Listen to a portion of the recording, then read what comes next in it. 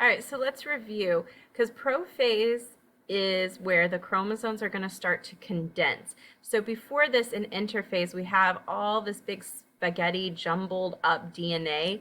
All this right here is called chromatin. And that is what we naturally find our cells in, our DNA inside the nucleus in most of its life cycle in terms of interphase, all right? Now it's going to start to condense, and when it condenses, it's going to start to look like what we normally think of as a chromosome, something that looks like this.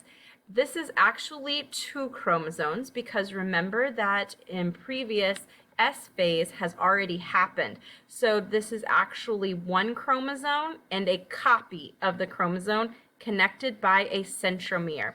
So the centromere here in the middle is just holding these what's called sister chromatids together. So this is one chromosome. Chromosome. And this is a copy of that same chromosome, okay? These are sister chromatids. They're joined in the middle by that centromere. This whole thing is called a chromosome, and it's a chromosome pair, really. So we have a chromosome and a copy of the chromosome, right? So it's partner that is there. At this centromere portion is where those spindle fibers are going to connect later on.